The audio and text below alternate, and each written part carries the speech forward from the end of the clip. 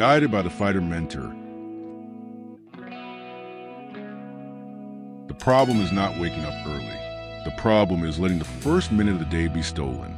Because before any news, before any screen, before any outside voice, there's a place where everything can still be decided.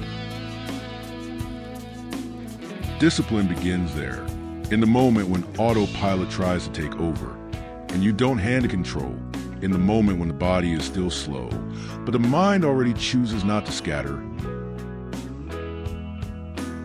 Imagine the street, still dark, no loud noise, just a car passing slowly under the yellow streetlight. Everything feels suspended, and it's in that kind of stillness that direction appears. If this is making sense, leave a like, turn on notifications, and subscribe to the channel. Morning doesn't begin when your phone lights up. It begins the moment you choose not to chase the first noise. Before any rush, there's a small space almost invisible where the mind can still choose its own pace. That's where the day stops dragging you and starts being led by you. Discipline is not rigidity. It's the ability not to lose yourself when everything tries to pull you away. It's an internal structure that remains standing even when mood shifts, energy drops, and the world demands too much. Mental health is not a decorative concept. It's part of the mechanism. If the mind is overloaded, everything feels heavier than it is. If the mind is stable, even difficult effort becomes possible. It's exactly when the mind feels lighter than the body that simple gesture gains strength. Sometimes change doesn't begin with something big, but with an ordinary detail, a quiet moment when attention finally stops running. And it was in that kind of moment that the story began. The car in the shade. It was still early, and a car was parked in the shadow of a building. The engine was off, but the person stayed there, not stepping out, looking at the street through the open window. There was no rush, no conversation, just the distant sound of the city waking up. Instead of reaching for the phone, that person stayed in silence for a full minute, then another. By the third, their breathing was no longer chasing anything. The day began less distorted. Sometimes what changes everything is not what you do. It's what you prevent from happening too early. That is focus. It's not opening your mind to everything at once. It's choosing one thing and sustaining that choice until it takes shape. There is a difference between being active and being aligned, between moving and progressing, between spending energy and building something that actually lasts. And it's exactly when this difference becomes clear that an ordinary gesture stops being automatic and starts carrying weight. What changes direction doesn't always look important at first. Sometimes it's just a simple detail, repeated at the right moment, that separates movement from progress. That's where this story took form. The market before opening. It was still dark when the tarps began to rise, boxes opening, fruits being sorted, the dry sound of stalls locking into place. In the empty market, someone ran their hands over the wood to clear the dust of the night and organize the first details without looking at the clock. There was no audience, no rush, only the precision of preparing the space before movement arrived. When the first footsteps appeared on the street, everything was already in place. The day felt lighter because order had been created before it began. That's how discipline works when it matures. It prepares the ground before the impact. It doesn't wait for chaos to react. It organizes first.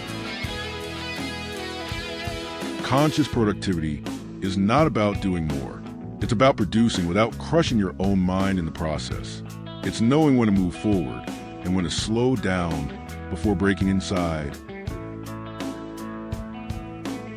Attention is a rare resource. When it spreads too thin, life becomes noisy. When it's protected, even an ordinary day gains shape. Imagine a workshop at the end of a quiet street. Half-open metal door, light coming in from the side.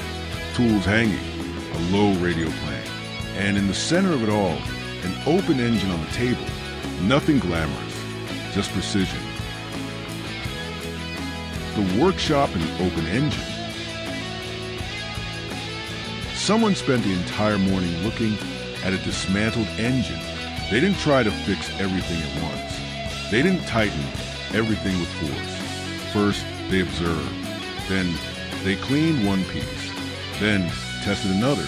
Rush would have broken more than it fixed, but calm brought understanding.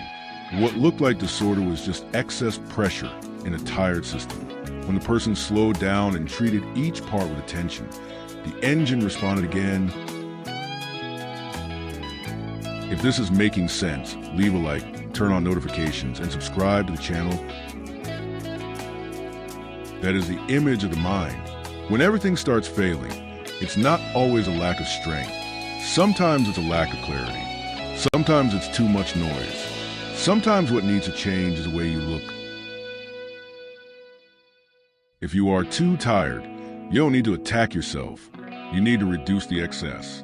Less input, less false urgency, less distraction disguised as importance. There's a kind of silence that is not empty. It is preparation. It is the space before the next move. It is the mind breathing again before deciding. Breathe now, slowly. Inhale, hold, exhale. Feel the rush leave your body a little. Mature discipline does not push. It sustains. It does not humiliate. It adjusts.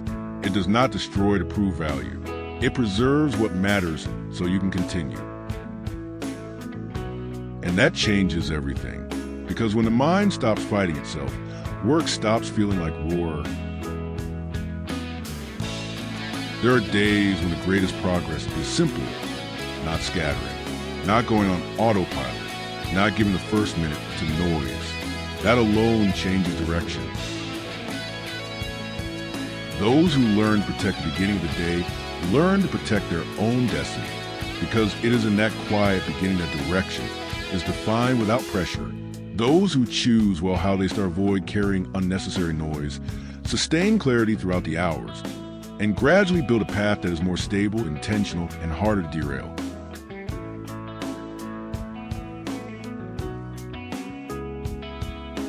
If you felt this, come back.